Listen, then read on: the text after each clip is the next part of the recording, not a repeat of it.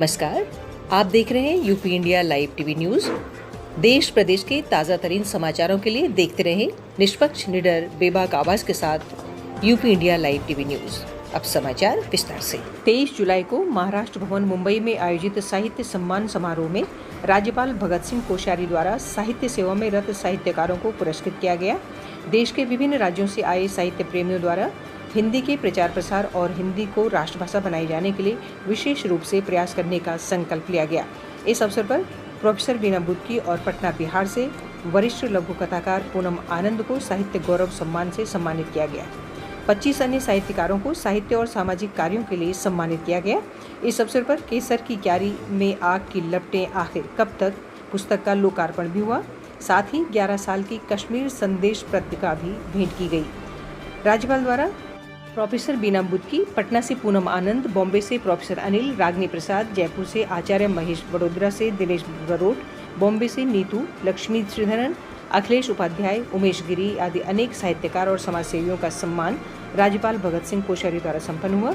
हिमाचल प्रदेश से bureau chief Lalita Kashyap की report के साथ समाचार कक्ष से प्रधान संपादक सीवीमणि त्रिपाठी, सह संपादक माधुरी भट्ट। राष्ट्रीय महिला आयोग एवं उत्तर प्रदेश राज्य महिला आयोग के संयुक्त तत्वावधान में जिला प्रशासन हरदोई द्वारा एक दिवसीय विधिक जागरूकता शिविर का गांधी भवन हरदोई में आयोजन किया गया। कार्यक्रम में सीओ बघौली, डीपीओ हरदोई, महिला थानाध्यक्ष और अन्य प्रशासनिक अधिकारियों के साथ विद्यालय की बालिकाएं, अध्यापिकाएं, स्वयं सहायता समूह और आंगनबाड़ी की बहनें उपस्थित रहीं। भाजपा महिला मोर्चा हरदोई अलका गुप्ता की रिपोर्ट के साथ UP India live TV news bureau की रिपोर्ट।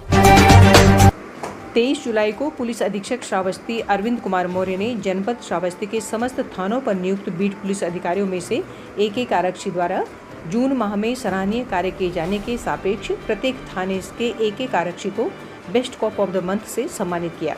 जनपद के सभी गांवों में बीट पुलिस अधिकारी नियुक्त किए गए। बीट पुलिस अधिकारी गांव-गांव में जाकर जनमानस से वार्ता, सूचना एकत्र कर अपराधपूर्ण अंकुश लगाने का कार्य करेंगे व अपराधियों की सूचना संकलित करेंगी। बीट पुलिस अधिकारी IGRS प्रार्थना पत्रों की जांच, चरित्र सत्यापन, हिस्ट्री शीटरों की चेकिंग, निरोधात्मक कार्यवाही, संभ्रांत व्यक्तियों से संपर्क स्थापित करेंगे और समन, वारंट की नोटिस, तामिला आदि का कार्य करेंगी। इंडिया लाइव टीवी न्यूज़ के लिए deputy chief editor Mohammad Hanif Khan के साथ श्रावस्ती संवाददाता सुनील कुमार तिवारी की रिपोर्ट। कानून व्यवस्था को चुस्त दुरुस्त रखने और अपराध के रोकथाम के लिए BOP का गठन किया गया है, लोगों को सम्मानित भी किया गया, क्या कहना चाहिए? जनपद के सभी थाना क्षेत्र के सभी गांवों को बीट में बांटा गया है। इसमें एक कांस्टेबल या हेड कांस्टेबल जो भी उस बीट में तैनात है उनको बीट पुलिस ऑफिसर कहा गया है। ये सभी उस क्षेत्र में रहने वाले सभी संभ्रांत लोगों से लगातार संपर्क में रहेंगे। कम से कम 3 दिन, हफ्ते में कम से कम 3 दिन अपने क्षेत्र के गाँव में जाएंगे, सभी संभ्रांत लोगों से संपर्क करेंगे। वहाँ कोई अवैध गतिविधि हो रही हो उसकी सूचना, किसी अपराधी के संबंध में सूचना संकलन, अपराधों के संबंध में सूचना संकलन, इसके अलावा प्रार्थना पत्रों की जांच, संबंध आदि सभी का तामीला करना, ये सभी कार्य बीट पुलिस ऑफिसर ही कर रहे हैं। माह जून में जिन्होंने सर्वश्रेष्ठ काम किया है थाना स्तर पर तथा जनपद स्तर पर, उनको आज सम्मानित किया गया है ताकि अभी और सभी बीट पुलिस ऑफिसर्स का बेहतर काम करने का जज्बा बने और सभी का मनोबल बना रहे। लगभग कितने लोगों को सम्मानित किया गया? आज 6 लोगों को सम्मानित किया गया है और इसी तरह हर महीने बेस्ट ऑफिसर्स को सम्मानित किया गया। बिहार में मानसून सक्रिय होने के बावजूद बरखरानी भले ही रूठी हो, लेकिन जनजीवन बिना बरसात के बाढ़ की मार झेलने को मजबूर है।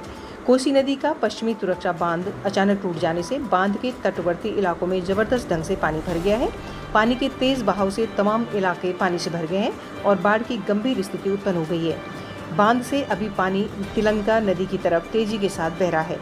वहीं भुतुहा से डगमारा, कोसी पश्चिमी तटबंध और मझारी से डगमारा तक आने वाले मध्य के गांव में जबरदस्त पानी भरने का खतरा उत्पन्न हो गया है।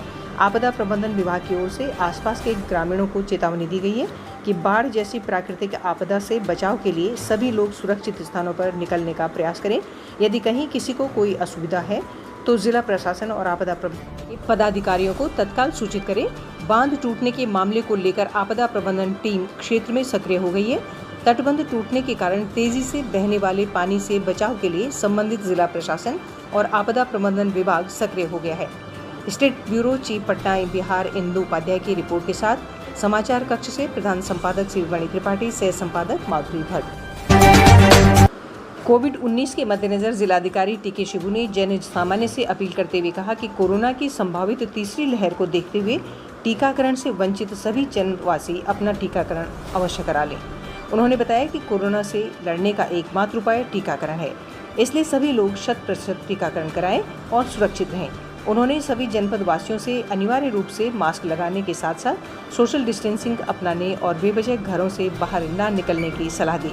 मुख्य चिकित्सा अधिकारी डॉक्टर AP भार्गव ने बताया कि जिला प्रशासन और स्वास्थ्य विभाग के अथक प्रयासों से ही जनपद में कुल 4,494 पॉजिटिव केस प्रकाश में आए, जिनमें से अब तक 4,459 ठीक हो चुके हैं और कुल 35 लोगों की मृत्यु हुई है। UP India live TV news समाचार विभाग से प्रधान संपादक शिवमणि त्रिपाठी, सह संपादक माधुरी भट्ट के साथ deputy chief editor Mohammad Hanif Khan की रिपोर्ट।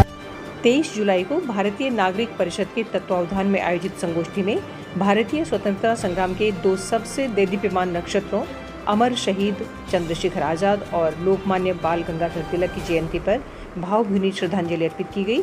संगोष्ठी में मुख्य वक्ता के तौर पर बोलते हुए all India power engineers federation के चेयरमैन शैलेंद्र दुबे ने कहा कि राजनीतिक स्वतंत्रता 15 अगस्त 1947 को प्राप्त तो हो गई, किंतु ये स्वतंत्रता वो स्वतंत्रता नहीं है जिसके लिए चंद्रशेखर आजाद ने अपना बलिदान दिया था और उनके कई सहयोगी फांसी के फंदे पर लटके थे। अनेकों क्रांतिकारियों को अंडमान की काल कोठरी में अपार कष्ट सहने पड़े थे। उन्होंने कहा कि चंद्रशेखर आजाद का स्वप्न जनता का राज्य स्थापित करना था, जिसमें मनुष्य द्वारा मनुष्य का शोषण न हो, जबकि ये सपना तो अभी कोसों दूर है। शैलेंद्र दुबे ने कहा कि आज तक हम चंद्रशेखर आजाद और लोकमान्य बाल गंगाधर तिलक का स्मरण कर रहे हैं, तो हमें अपने ध्यान में उनके विचारों और उनके सपनों के भारत का निर्माण विस्मृत नहीं करना चाहिए।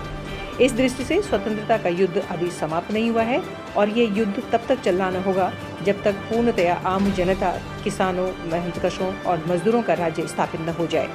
सबको संकल्प लेना होगा कि चंद्रशेखर आजाद और स्वतंत्रता संग्राम के लाखों अनाम बलिदान व्यर्थ न जाने पाए। उन्होंने कहा कि चंद्रशेखर आजाद का व्यक्तित्व काकोरी क्रांति के 4 शहीदों पंडित राम प्रसाद बिस्मिल, राजेंद्र नाथ लाहिड़ी, अशफाक उल्लाह खान और रोशन सिंह तथा शहीद आजम भगत सिंह के साथ इतना जुड़ा हुआ है कि इन 5 की जीवनी जब भी लिखी जाएगी तो उनकी जीवनी में चंद्रशेखर आजाद की जीवनी स्वतः ही आ जाएगी। चंद्रशेखर आजाद उन महान क्रांतिकारियों में से एक हैं। वे बहुत अच्छे संगठनकर्ता थे। उनके साथ ही उनकी त्याग की भावना से पूर्ण रूप से प्रभावित होते थे। ये आश्चर्य की बात है कि अपने त्याग और निष्ठा की बदौलत वे किस प्रकार भगत सिंह, डॉक्टर भगवान दास माहौर, वैशंपन, विजय कुमार सिन्हा आदि विद्वान क्रांतिकारियों का नेतृत्व करते थे, यद्यपि वे स्वयं ज़्यादा पढ़े लिखे नहीं थे। चंद्रशेखर आजाद का नाम ब्रिटिश तख्त के लिए किसी खौफ से कम नहीं था। भारतीय नागरिक परिषद के संस्थापक, ट्रस्टी व वरिष्ठ अधिवक्ता रमाकांत दुबे ने कहा कि लोकमान्य तिलक एक राष्ट्रवादी, शिक्षक, समाज सुधारक, वकील और एक स्वतंत्रता सेनानी थे। वे भारतीय स्वतंत्रता संग्राम के पहले लोकप्रिय नेता हुए। ब्रिटिश औपनिवेशिक प्राधिकारी उन्हें भारतीय अशांति के पिता कहते थे। उन्हें लोकमान्य का आदरणीय शीर्षक भी प्राप्त हुआ, जिसका अर्थ है लोगों द्वारा स्वीकृत। लोकमान्य तिलक ब्रिटिश राज के दौरान स्वराज के सबसे पहले और मजबूत अधिवक्ताओं में से एक थे। भारतीय अंतःकरण में एक प्रबल आमूल परिवर्तनवादी भी थे। उनका मराठी भाषा में दिया गया नारा स्वराज्य हा माझा जन्मसिद्ध हक आहे हाणी तौमी मिलन वारांचा, स्वराज मेरा जन्मसिद्ध अधिकार है और मैं इसे लेकर ही रहूंगा, बहुत प्रसिद्ध हुआ और क्रांतिकारियों का आदर्श लक्ष्य बन गया। भारतीय नागरिक परिषद के अध्यक्ष चंद्र प्रकाश अग्निहोत्री ने कहा कि चंद्रशेखर आजाद और लोकमान्य तिलक के स्वतंत्र भारत के सपने अभी भी अधूरे हैं और हम सबको उनके बताए हुए मार्ग पर आगे चलाना होगा। आज के अवसर पर यही सबसे बड़ी श्रद्धांजलि होगी।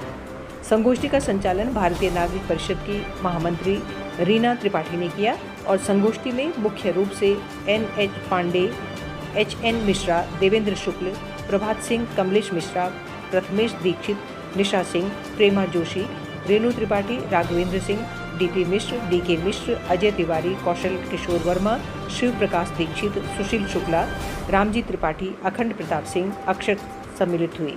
लखनऊ से रीना त्रिपाठी की विशेष रिपोर्ट के साथ संपादकीय विभाग से प्रधान संपादक शिवमणि त्रिपाठी, सह संपादक माधुरी भट्ट। मध्य प्रदेश में एक आदिवासी क्षेत्र है और लोगों को भ्रम है, इसलिए मैं बहुत स्पष्ट बता देना चाहता हूँ। मैं इस बात के लिए धन्यवाद देता हूँ दैनिक जागरण को कि आज दैनिक जागरण ने बहुत अच्छा था और जो कुछ छपा आज दैनिक जागरण ने मैं व्हाट्सएप पर शेयर कर दूंगा। सब जैसा सब मेरे सहयोगी रहे गणेश शंकर मिश्रा, मेरे बैंक रहे, जो उनका भय बदल का वही चंद्रशेखर आजाद, उन्हीं के परिवार की फोटो छप गया गणेश शंकर मिश्रा, सुमित आजाद आजाद जी का। तो क्या रिश्ता था बदल का संघर्ष का। देश प्रदेश के ताजा तरीन समाचारों के लिए देखते रहिए UP India live TV news.